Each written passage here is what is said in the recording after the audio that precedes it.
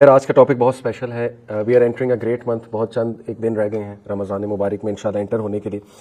तो आज इंशाल्लाह मैं चाहता हूं कि मैं अपने प्लान्स आपके साथ शेयर करूं, आप लोगों के प्लान सुनूं, कुछ डिस्कशन भी करें. लेकिन ये कि कुछ याद दहानी की बातें, और तो सबको पता है Ramzan is a great month और इसके क्या फ़वाइद हैं, इसके क्या वर्चूज़ हैं.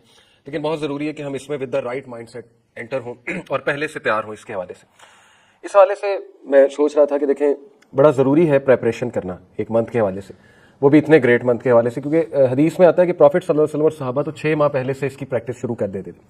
जस्ट लाइक एक बंदे ने मैराथन रेस में एंटर होना है, तो ऐसा नहीं मुमकिन कि वो बगैर किसी रिहर्सल और प्रैक्टिस के मैराथन में दौड़ लगाना शुरू कर दे. 10 मिनट बाद वो थक जाएगा.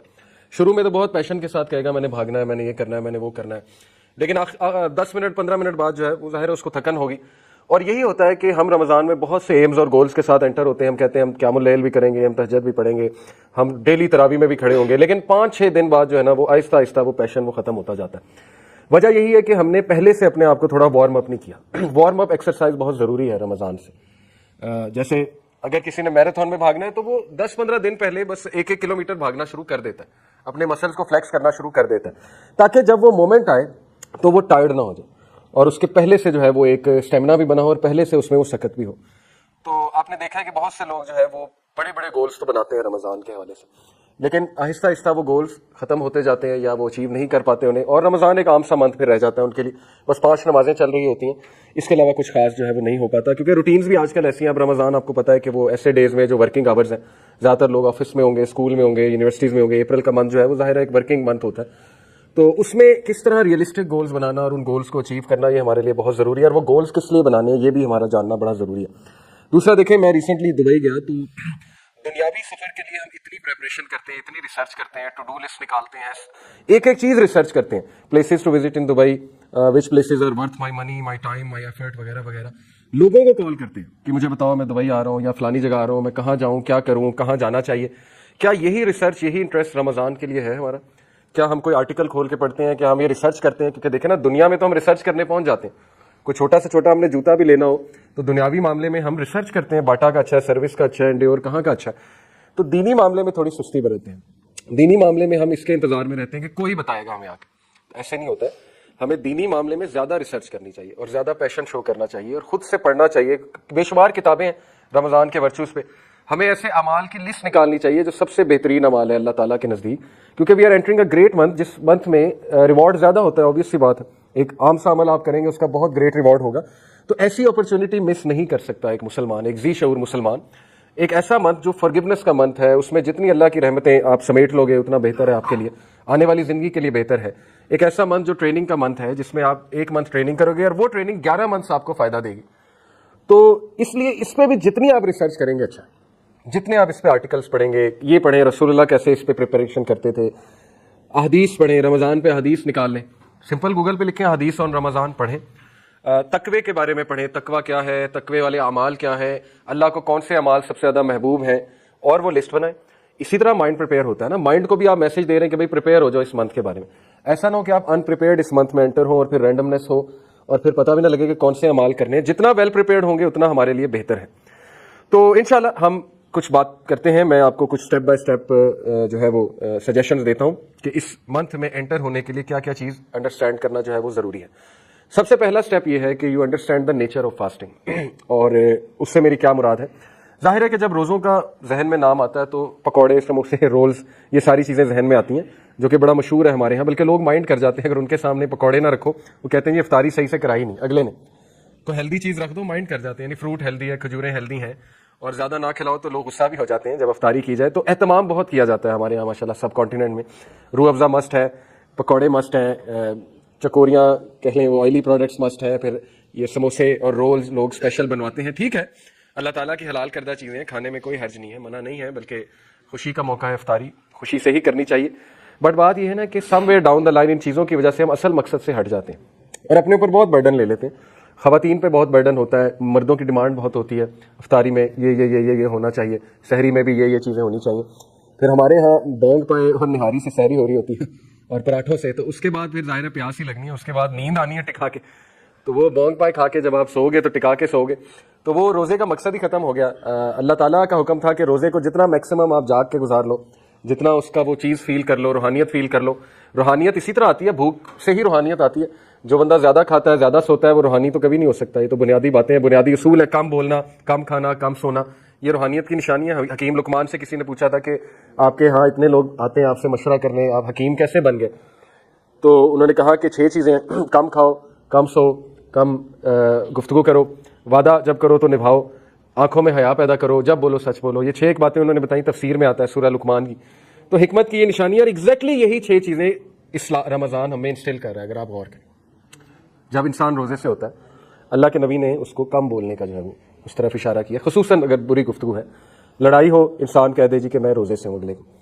اور لڑائیاں بہت ہوتی ہیں رمضان میں، لوگ فرسٹریٹڈ ہوتے ہیں، جاب ہولڈرز اسپیشلی بائک پہ نکلے ہوتے ہیں، گاڑیوں پہ نکلے ہوتے ہیں، ظاہر ہے گرمی بھی ہوتی ہے، تو لوگ جو ہے وہ جھڑپ کر لیتے ہیں، لوگ فروٹ والوں سے لڑنے لگ جاتے ہیں، لوگ مختلف جگہ جا کر جو ہے وہ اپنا ٹیمپر لوز کر دیتے ہیں.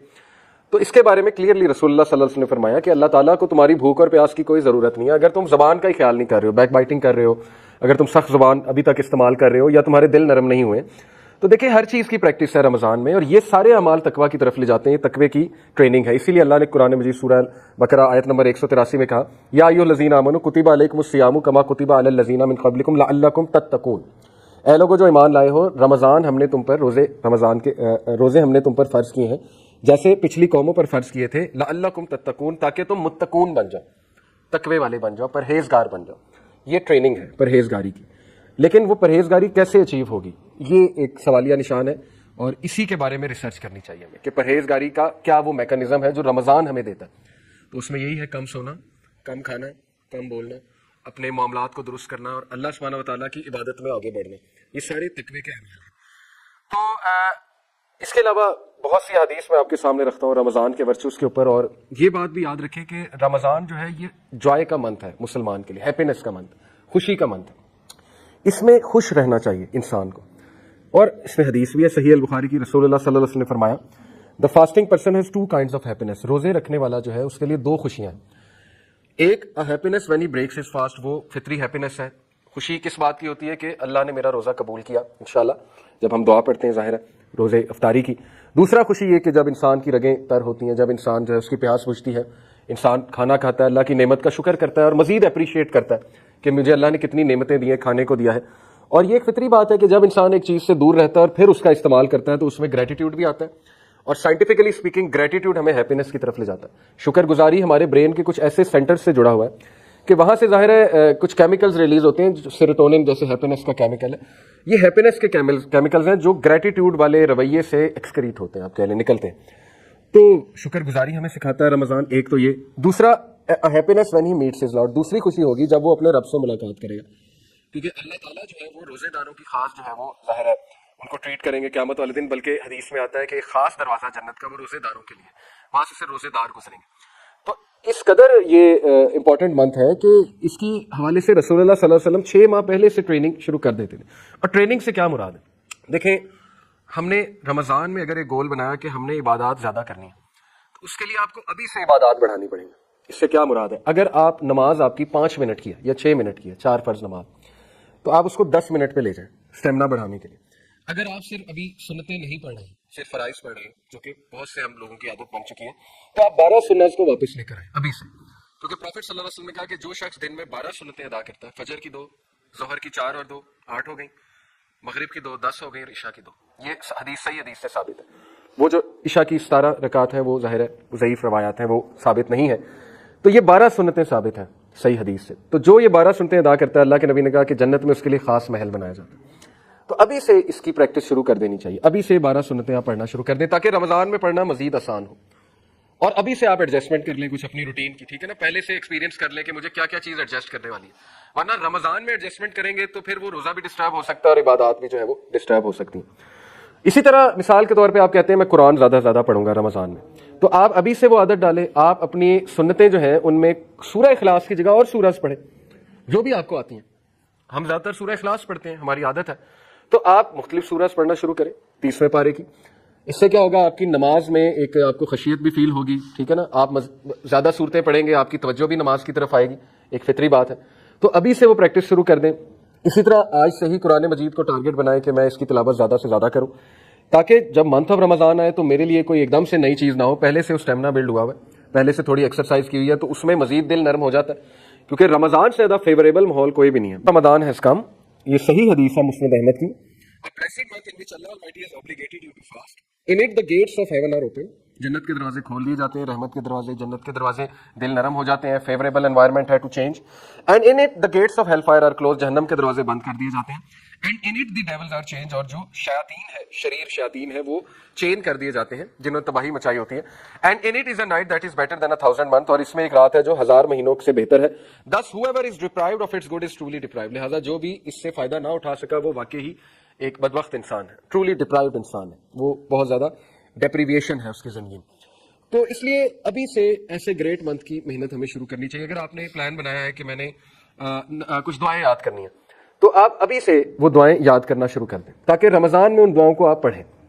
جیسے آپ نے ایک ٹاپک سلیکٹ کیا جی تقوی کی دعائیں، میرے اندر اس کی کمی ہے، تو تقوی کی دعائیں نکالیں، رسول اللہ کی سکھائی ان کو لسٹ ڈاؤن کریں اور ان کو یاد کرنا شروع کریں. آج سے یاد کرنا شروع کریں، ٹائم نکال کے. آپ کو ایک ٹاسک بھی مل جائے گا، فضولیات سے بھی ہٹ جائیں گے ہم، فضول ایکٹیویٹیز سے، اور انشاءاللہ تقویٰ بھی بلڈ ہوگا. اسی طرح آپ کہتے ہیں کہ میں شکر گزاری کی دعائیں دیکھنا چاہتا ہوں یا اللہ کی حمد و ثنا کے الفاظ یاد کرنا چاہتا ہوں. دعا میں جتنے اللہ کی حمد و ثنا ہے اتنی وہ دعا مضبوط ہے. ہم تو سمپل یہ کہتے ہیں نا الحمدللہ والصلاۃ والسلام علی رسول اللہ، یہ ٹھیک ہے، لیکن اگر آپ اسلاف کی دعائیں دیکھیں تو وہ اللہ کی بہت بہت بہت حمد بیان کرتے تھے. الحمدللہ رب العالمین، اللہم انت السلام منک السلام، تبارک یا ذا الجلال والاکرام، سبحان اللہ وبحمدہ عدد خلقی ورضا نفسی وزنۃ عرشی مداد کلماتہ. تو بہت لمبی چوڑی حمد اللہ سبحانہ و تعالیٰ کی حدیث میں بیان ہوئی ہے، اذکار میں آتی ہے صبح اور شام کے، وہ یاد کریں. جتنا آپ اللہ کی حمد و ثنا بیان کریں گے اپنی دعا میں اتنا دعا مضبوط ہے اور اللہ بھی راضی ہوں گے، اللہ خوش ہوں گے. اللہ کو اپنی جو حمد و ثنا ہے بہت پسند ہے. پھر ایسے اذکار نکالیں جن کی بہت زیادہ اہمیت ہے، یہ سرچ کریں. وہ کیا ہے؟ ایک حدیث میں آتا ہے کہ سبحان اللہ، الحمدللہ اور لا الہ الا اللہ، یہ اللہ کے عرش کے گرد چکر لگاتے ہیں، یہ جو ورد ہے. اور جب آپ یہ ورد کرتے ہیں، کانٹیکسٹ بتا رہا ہوں حدیث کا، تو ظاہر ہے کہ یہ آپ کا ورد بھی اوپر جاتا ہے اور وہ بھی اللہ کے ارد گرد، عرش کے ارد گرد چکر لگاتا ہے. تو یہ اتنا پاورفل ورد ہے اور کچھ بھی نہیں ہے. اس سے نہ آپ کی کوئی میٹنگ رکی، نہ ڈرائیونگ رکی، کچھ بھی نہیں رکا. ڈرائیونگ کرتے کرتے سبحان اللہ، الحمدللہ، لا الہ الا اللہ حدیث کے مطابق. پھر درود ابراہیمی کی کتنی زیادہ فضیلت ہے. پھر ظاہر ہے استغفر اللہ توبو الیہ کی کتنی فضیلت ہے. جو کوئی اللہ کا استغفار کرتا ہے اللہ اسے ہر مشکل سے نکال لیتا ہے، اللہ اس کا رزق بڑھاتا ہے. استغفار کے کتنے فائدے ہیں. تو ابھی سے اپنے دل کو، اپنی زبان کو ابھی سے آپ کو تر کرنا پڑے گا اپنے ذکر کے ساتھ، تاکہ آپ کی پریکٹس ہے اور وہ ذکر جو ہے وہ جاری ہو جائے آپ کی زبان میں. ادروائز مشکل ہوتا ہے پریکٹس اس کی. ہم نہیں چاہتے کہ رمضان میں وہ پریکٹس کریں، یہ مسٹیک ہے. زیادہ تر لوگ رمضان کو as a month of practice لیتے ہیں، جبکہ اس سے پہلے پریکٹس ہے، اس منتھ میں اصل میں عمل ہے، اور وہ عمل آپ کو نیکسٹ 11 منتھس میں بہت زیادہ فائدہ دے گا. بہت سے لوگ اس چیز کا ویٹ کر رہے ہوتے ہیں کہ یار نماز میں ابھی نہیں شروع کروں گا، رمضان آنے دو، رمضان میں 5 وقت شروع کر دوں گا، سنتیں بھی ادا کرنا شروع کر دوں گا. تو وہ ایک غلطی ہے میرے نزدیک، مطلب میں اس کو ایسے دیکھتا ہوں. باقی اللہ جس کو ہدایت دے، رمضان میں ڈیفینیٹلی بہت سے لوگ چینج ہوتے ہیں. میں یہ سمجھتا ہوں کہ آپ ابھی سے شروع کریں اور اس منتھ میں بڑھائیں، مزید بڑھائیں ان چیزوں کو.